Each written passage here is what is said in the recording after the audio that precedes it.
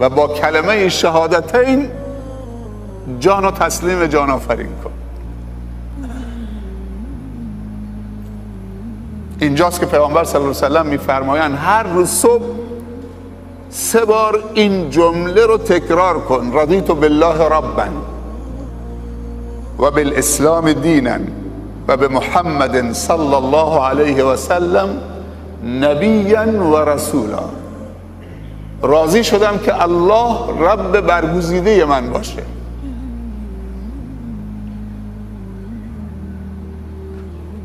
رب مختار من باشه، معبود به حق من باشه.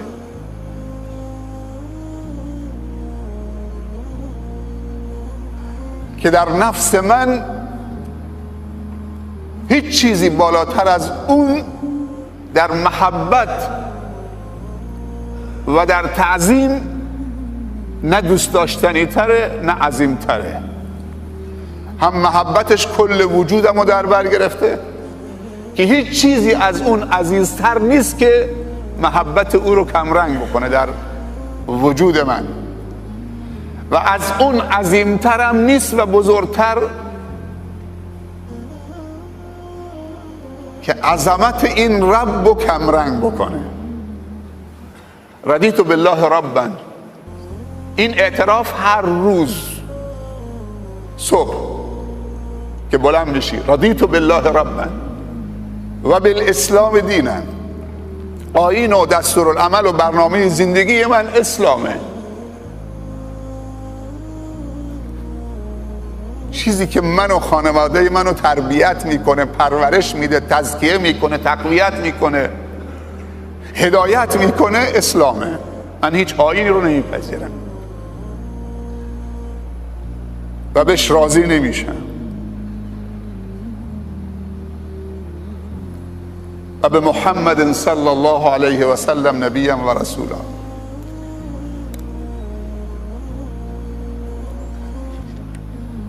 و ارشاد هیچ معلمی غیر از محمد صلی الله علیه و سلم نمیپذیرم. اون مربیه، اون معلمه، و اون کسی است که میگه ادبنی ربی فاحسن تأدیبی، انا خیار من خیار من خیار. خودش میگه الله منو ادب کرده، تربیت کرده در بهترین شکلها و حالتها. فاحسن تأدیبی.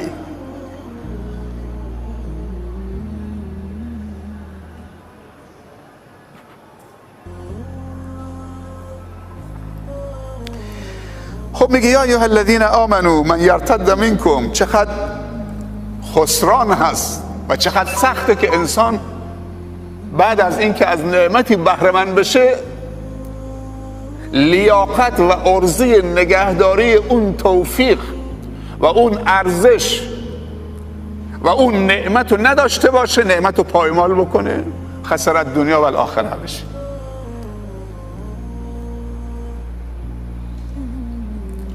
در جای دیگه خداوند میفرمایند اعوذ بالله من الشیطان الرجیم و من اعرض عن ذکری فان له معیشة ضنکا و نحشره یوم القیامة اعمی. کسی که من اونو از نعمتهای خوبم بهره مند بسازم، و اینجا یاد کرده ذکری، منظور قرآنه، ایمان، عقیده است. قرآن یکی از نامهای قرآن ذکره. انا نحن نزلنا الذکر، یکی از نامهای قرآن ذکره. یه کسی که از ذکر من بهره مند بشه، برخوردار بشه، بعد کفران بکنه و روی گردان بشه، اعراض بکنه، من زندگی رو در دنیا بر اون تنگ و تلخش میکنم. این عوارض بدش در دنیا، من زندگی رو در دنیا بر او تنگ و تلخ میکنم، اجازه نمیدم به کامش بشه، چون کفران کرده.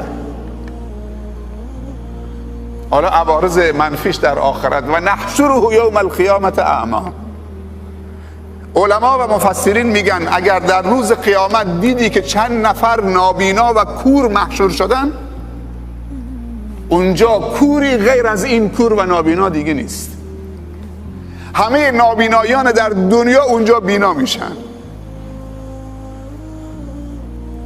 به جز یک نفر کور میشه، اونی که از ذکر خدا و ایمان و عقیده و دین و قرآن و توحید بهره‌مند شده، بعد کفران کرده، ارتداد. من یرتد منکم عن دینی. هم زندگی رو در دنیا برش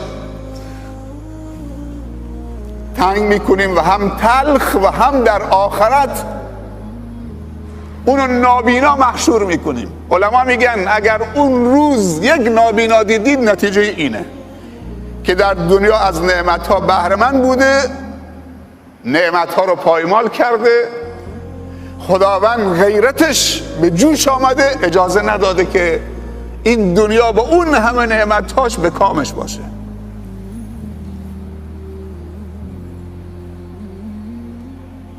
اگر کل دنیا زیر قدمهاش هم باشه، به کامش نیست.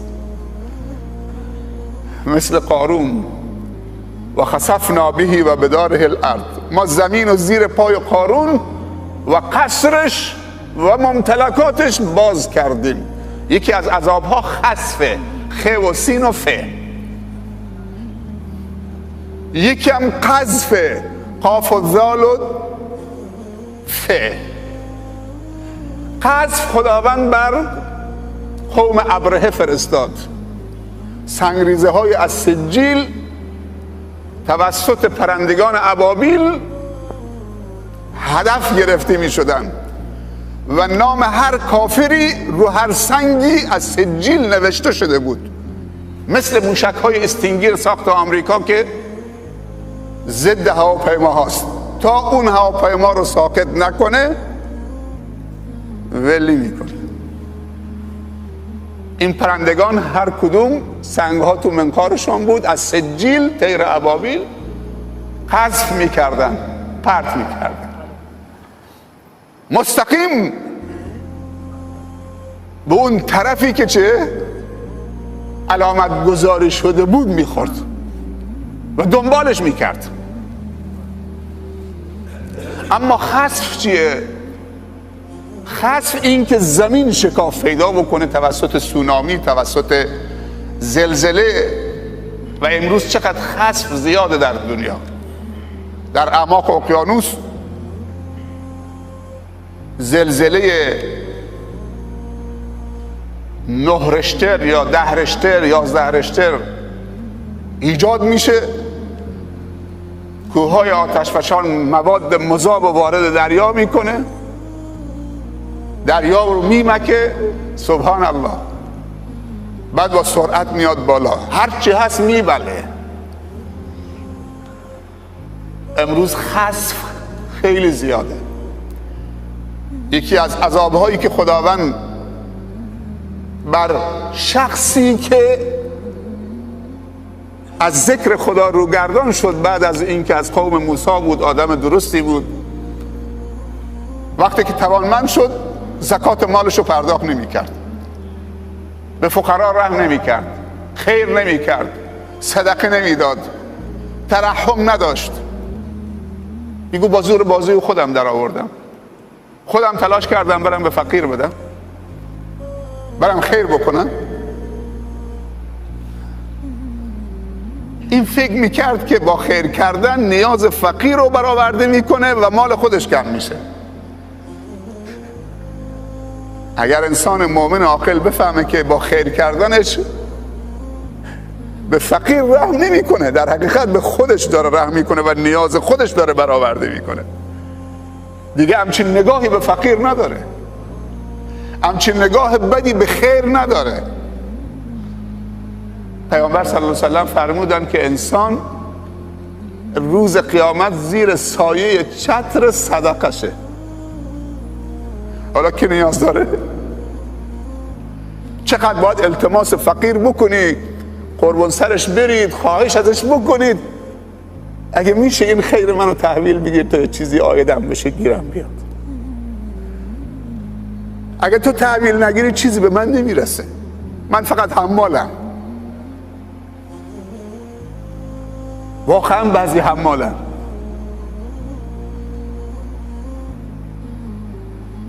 میترسن که حالا چطوری نگهبانی بدن، هر لحظه احتمال داره بهش حمله بکنن، گروگانش بگیرن، بکشنش، ترورش بکنن، ماشینش بدزدن، مالش بدزدن. ولی خیر و زکات و صدقه این ضمانته. خداوند زمین رو زیر پاش باز کرد، خسفنا بهی، زیر پای خودش، و به داره الارض، زمین قصرش خودش رو بلعید، بعد به امر خدا زمین به هم آمد. انگار قارونی وجود نداشت روی زمین. از تواضع زمین سوء استفاده نکنیم. هرچی میخوایم محکم میکوبیم، با تکبر، با غرور، با ویراژ، با ماشین، با تجبر، با ظلم. ما فکر میکنیم زمین حس نداره، احساس نمیکنه این تکبر ما و غرور ما. صبور هست. وقتی خدا بهش اجازه میده که از این جبار متکبر انتقام بگیره، خودشو میتکنه، باز میشه میبله. منها خلقناکم و فیها نعیدکم و منها نخرجکم تارة اخرى. سبحان الله. آیه چی میگه؟ میگه ای کسانی که ایمان آوردید، هر کدوم از شما از دینش بر بگرده، مرتد بشه، کفران نعمت بکنه، پناه به خدا. واقعا باید بگیم پناه به خدا، چون پیامبر صلی الله علیه وسلم فرموده در آخر زمان فتنه هایی بر امت من سرازیر میشه که هر فتنه‌ای بزرگتر از فتنه قبلی است، مثل قطعه تاریک شب.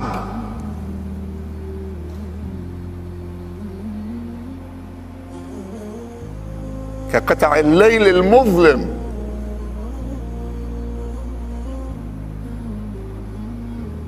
اینجاست که فقط راه خدا و دین خدا و ایمان به خدا و محبت خدا و عقیده به خدا و استقامت در راه خدا فقط نجات دهنده است و پناه دهنده است و پناهگاهه. پیامبر صلی الله علیه وسلم فرمودن ترکتکم علی المحجة البیضاء لیلها کنهارها لا یزیغ عنها الا هالک. من شما را بر راه و منهج و برنامه روشن و درخشان و بیضا، یعنی درخشان و سپیدی که هیچ لبسی توش نیست، هیچ شکی توش نیست، هیچ خفایی توش نیست، هیچ تاریکی توش نیست، رها کردم بعد از خودم. بعد اینطوری توضیح داده و تشریح کرده لیلها کنهارها. شب راه خدا روزه، راه خدا شب نداره، تاریکی نداره. روزش درختانش درخشانه و شبش دوباره درخشانتر از روزش. سبحان الله. شب که میشه دیگه بندگان خدا تو یک سوم باقی مانده شب مباشرتا متصل میشن به رب العزت و الجلال. اونجا دیگه روشنی کامله. شب خیز که عاشقان به شب راز کنن، گرد در بام دوست پرواز کنن. هر جا که دری بود به شب در بندن، الا در دوست را که شب باز کنن. سبحان الله. پس تنها راهی که شب نداره و تاریکی نداره راه خداست، محجة البیضاست، لیلها کنهارها لا یزیغ عنها الا هالک. کسی از این راهی که شبش مثل روزش روشنه منحرف نمیشه مگر اینکه هالکه، هلاک شد. آدم اگه تو روشنایی بیفته، تو روشنایی سقوط بکنه، کسی تو تاریکی تو چاله بیفته اون یه چیزی تاریکه، ندید سرش به تیر برق خورد، و کسی تو روشنایی سرش به تیر برق بخوره حتما چشمشو بسته غافل بوده. الان خورشید داره میتابه، کسی معذور نیست که این نور رو نبینه مگر یک نفر این که چشمشو ببنده. پس وجود نور کافی نیست برای دیدن، باید چشمم باز باشه. وجود پیامبر و قرآن کافی نیست برای هدایت، باید تو هم پذیرش داشته باشه. اگر کافی بود پس ابو جهل هم هدایت میشد، ابو لهب هم هدایت میشد. ما خود تو را ندیدیم نام خوشت شنیدیم، اما ابو جهل دیده، ابو لهب دیده، ام جمیل دیده، ولید ابن المغیره دیده. ما خود تو را ندیدیم، نام خوشت شنیدیم، دین تو برگزیدیم یا مصطفی محمد صلی الله علیه وسلم. اجماعاً یک صلوات بفرستید. پس این میتونه بهترین دستگیره باشه که ندیده شما عاشق شدید. با اون بعد زمانی و مکانی 1400 خورده سال پیش و اون مسافت مکانی 10 سال ثبت نام حج کردید، اگه امسال بهتون گفتن امسال حج شما در آمده، پر میزنید، پر از شوق زانو میزنید، گریه میکنید. اشک خوشحالی هم هست، اشک خوشحالی سرده، اشک غم هم هست گرمه، سوزه.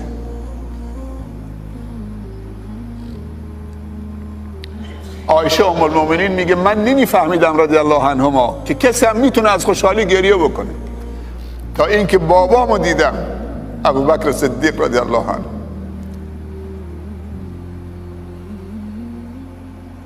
که وقتی پیامبر صلی الله علیه وسلم بهش گفت از صحبت یا ابابکر، همیشه میرفت در گوش پیامبر میگفت از صحبت یا رسول الله، جوابش نمیداد. دوباره میرفت از اون طرف از صحبت یا رسول الله صلی الله علیه وسلم، جوابش نمیداد. رفیق نمیخواد تو سفر هجرت به مکه به مدینه؟ احساس میکرد که وقت هجرتش نزدیکه، هی میرفت در گوشش میگفت از این طرف از اون طرف جلوش، چند روز پشت سر هم، جوابش نمیداد چون هنوز امر از بالا نیامده. تا ای که بعد از چند روز رسول الله صلی الله علیه وسلم به ابوبکر گفت از صحبت یا ابابکر، تو انتخاب شدی، تو هم سفر منی در هجرت. اینجا ابوبکر زد زیر گریه از خوشحالی. از انسان از شوق هم گریه میکنه.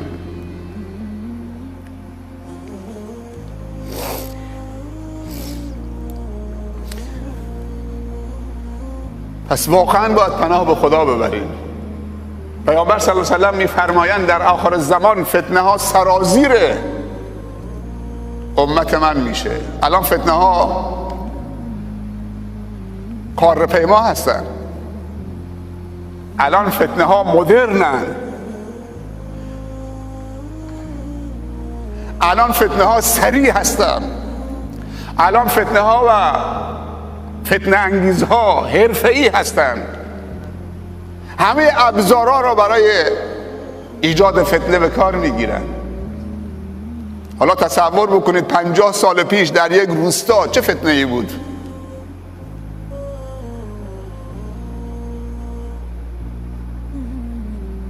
هفتاد سال پیش در روستاها چه فتنه‌ای بود؟ حتی دخترها و پسرها بزرگ بودن با هم بازی میکردن، ولی این حرفا نبود.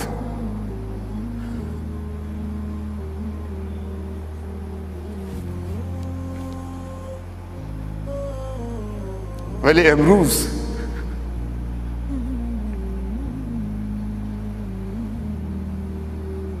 همه میدونید چقدر فتنه های بزرگ مثل کوه داره میاد. پر تلاطمه، اجازه نمیگیره وارد خونت میشه. اینجاست که پیامبر صلی الله علیه و سلم میفرمایند در آخر زمان یصبح الرجل مؤمنا و یمسی کافرا. صبح مؤمنه تو نماز صبح، تو نماز مغرب چه کافره، به نماز مغرب نمیرسه. و یمسی مؤمنا و یصبح کافرا، یبیع دینه و عرضه بعرض من الدنیا. دینش و ایمانش و شرفش رو میفروشه در مقابل پشیزی از دنیا. ولی نقش ایمان رو الان دارید میبینید خودتون، اونم در ماه مبارک رمضان که ایمان افزایش پیدا میکنه. هر هشدار بهشت خداوند باز میکنه و هر روز به بندگانش میگه، به بهشتش میگه هر چی زینت داری بر خودت بگیر، اضافه بر اون زینت های قبلی. خودتو آرایش کن. نزدیک است که بنده مؤمن و روزدار من سختی ها و معونت دنیا رو از کولش بندازه و مهمان تو بشه. پس ایمان وجود داره و ایمان میتونه نقش آفرینی بکنه در مقابل این فتنه ها. فتنه تا زیر پتوی دختر و پسرمان رفته. جرائم روانی جنسی، برید کتاب ها رو بخونید. عوارض مشروبات الکلی، فیلم های مبتذل، مشروبات، مواد مخدر،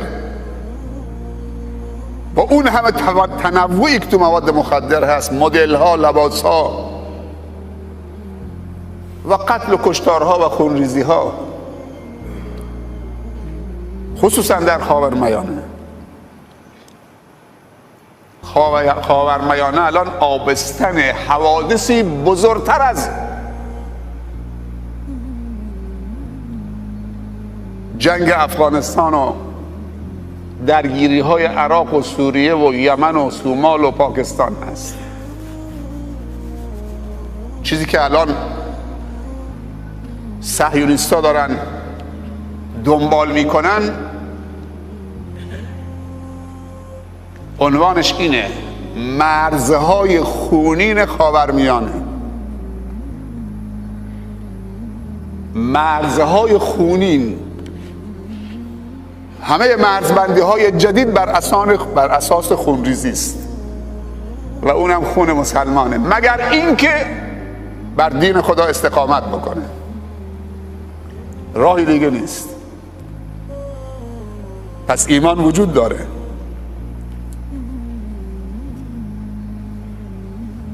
و در آخر زمان واقعا مؤمن شدن خیلی توفیقه.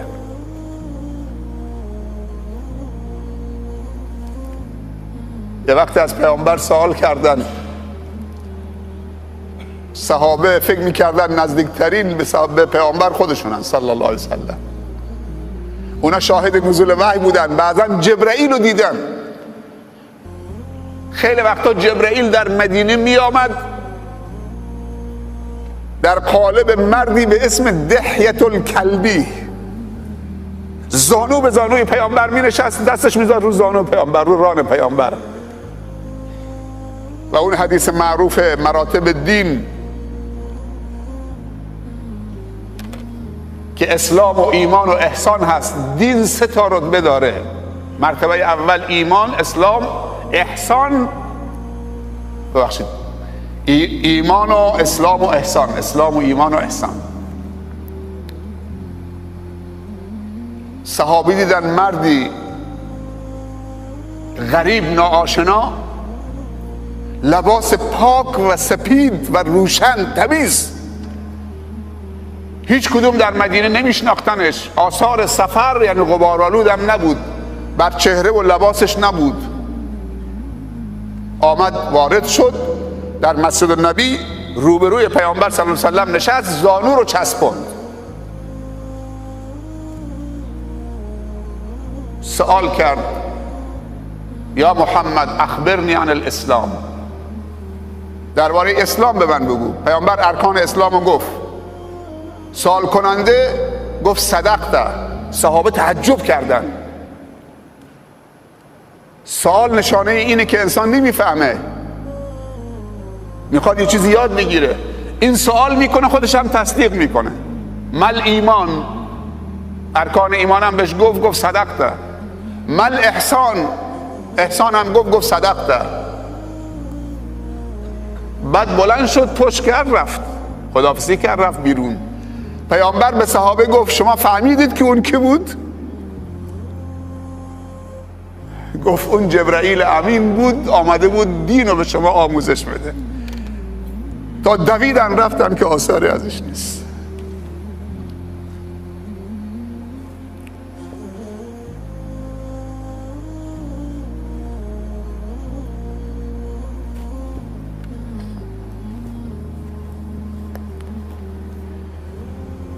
پس ایمانه که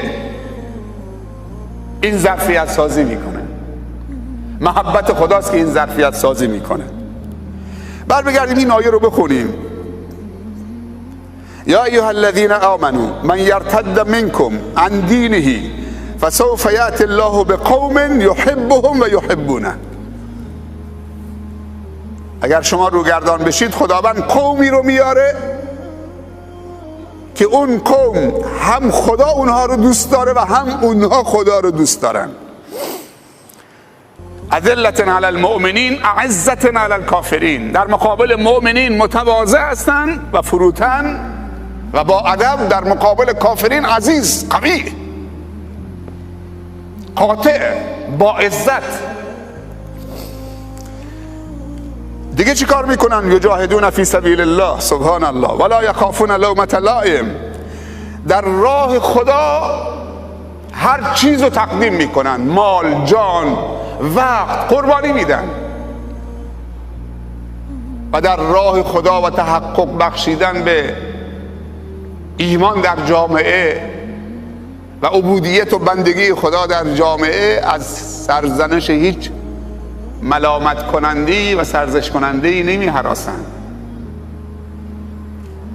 اگه یه جوان مومنی یه تحریش گذاشته، یه نفر آمد ازش مسخره کرد، حالا ملا شدید، صبح میره تو تیغه میکنه. اگه آمد تو مسجدش میگن متوا شدید، حالا ملا شدید، فردا نماز رو ترک میکنه.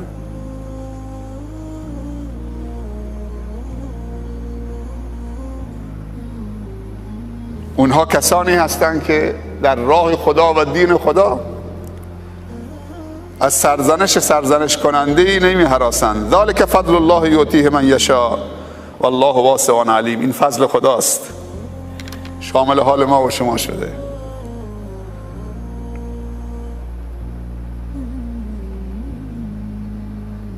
صحابه سوال کردن، احساس میکردن چون پیامبر رو میبینن، با پیامبر زندگی میکنن، شاهد نزول وحی هستن، در زمان نزول وحی دارن زندگی میکنن، شاهد جبرائیل هستن، پس اونها دیگه نزدیک ترن. و آخرین منهم لما یلحقوا بهم. پیامبر به صحابه گفت در آخر الزمان قومی میان که ندیده منو قبول دارن، فقط اسمم شنیدن، فقط ناممو شنیدن، درباره من وصفمو شنیدن، ندیده منو قبول کردن.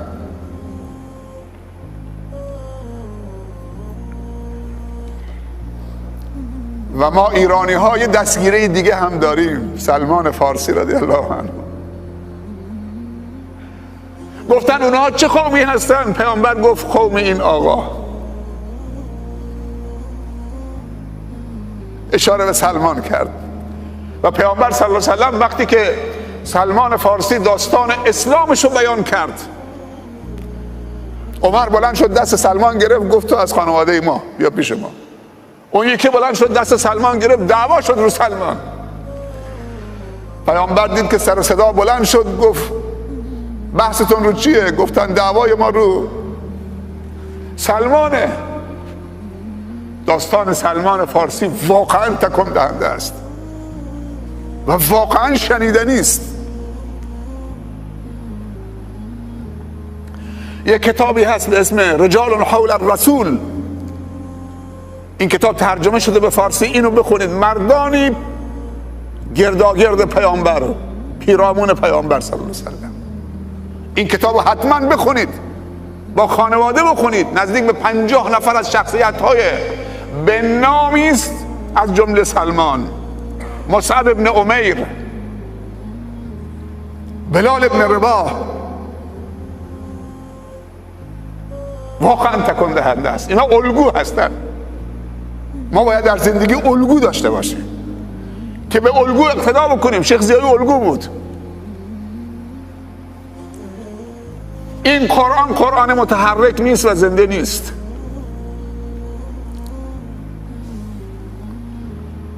پیامبر قرآن متحرک دو پا بود، زنده بود. از عایشه سوال شد اخلاق پیامبر چطور بود؟ گفت کان خلقه القرآن. اخلاقش قرآن بود. قرآن زنده رو زمین راه میرفت. یک زمانی 7 تا قرآن بیشتر در مدینه نبوده. یک قرآن فرستادن گذاشتن تو مدینه، یکی فرستادن مکه، قرآن مکتوب، یکی فرستادن برای کل شام، منطقه شام، یکی برای مصر، یکی برای عراق. امروز تو هر خانه 25-50 تا قرآن هست، ولی حیات نیست،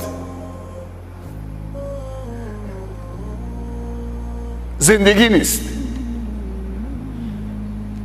تحرک و نشاط و شادابی و تراوت ایمانی نیست.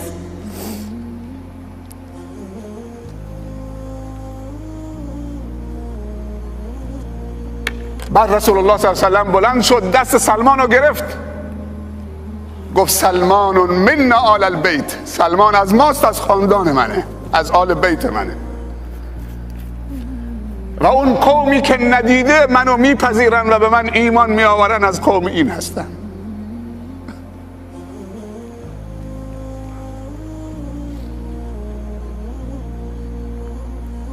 ایمان وجود داره. این همه جوان مومن تو بازار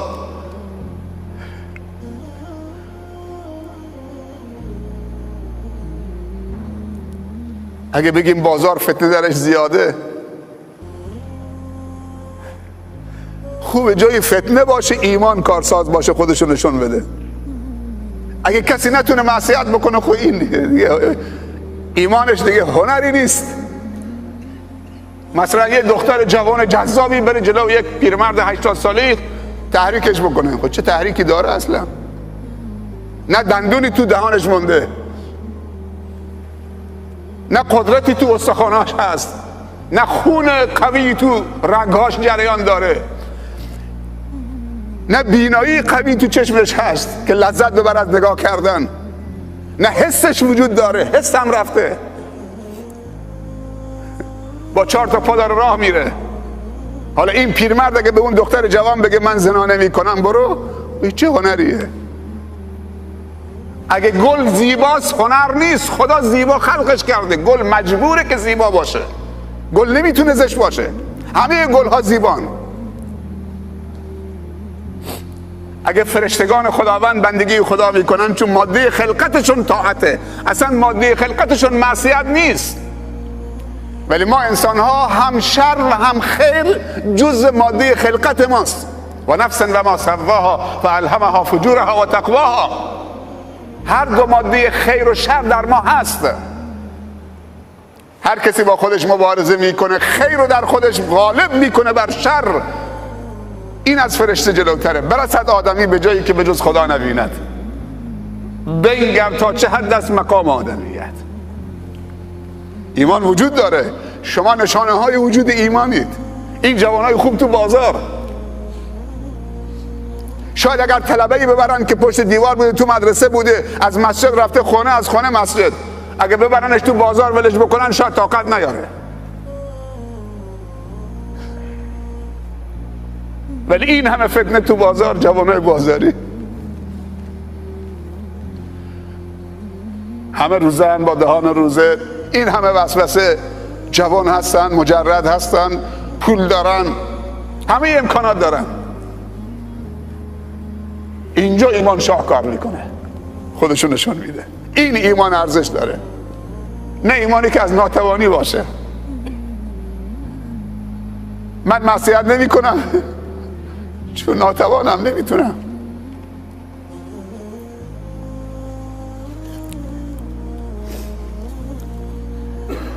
یحبهم و یحبونه. علمای بزرگ برای محبت خدا 10 تا علامت معرفی کردن، 10 تا ویژگی. چطوری میدونید تو واقعا خدا رو دوست دارید؟ 10 تا علامت هست. انشالله فردا اگر حیاتی تمدید شد و توفیق هم حاصل شد، نه هر کسی حیاتش تمدید میشه توفیق حاصل میکنه. حیات تمدید میشه، فردا زنده هستید ولی نمیدونید به کجا سر از کجا در میارید. اینجاست که شب که میخوابید حتما دعای خواب بخونید. دعای خواب اینه: بسمک اللهم وضعت جنبی و بک ارفع، بسمک اللهم اموت و احیا، بسمک اللهم وضعت جنبی و بک ارفع، ان امسکت نفسی فارحمها و ان ارسلتها فاحفظها بما تحفظ عبادك الصالحین. به نام تو میمیرم و به نام تو زنده میشوم. خدا باید اجازه بده. خواب برادر مرگه. خیلی ها خوابیدن دیگه بلند نشدن، تو خواب سکته زدن. پس وضو بگیر، آیت الکرسی بخون تو این 2 تا کف دستت، قل هو الله بخون 3 بار، معوذتین بخون، فوت کن، بکش بمال به کل بدنت، فوت خودت. وضو بگیر، رو به قبله، دستت زیر سرت، رو دست راست که فشار به قلبت هم نیاد. سنته که رو دست راست بخوابید تا قلبت آزاد باشه. بعد این دعا رو بخون: به نام تو 2 تا پهلومو گذاشتم، بسمک اللهم وضعت جنبی، بر بستر خواب. این امسکتها فارحمها، اگر تو خواب گرفتیدش، امسکتها فارحمها، بهش رحم بکن. رو به تو داره میاد، دستش خالیه، توشه کم آورده، امیدش فقط لطف توست و کرم توست و مرحمت توست. اینجا نگفته با عدالتت باش برخورد بکن، گفته فرحمها، رحمش بکن.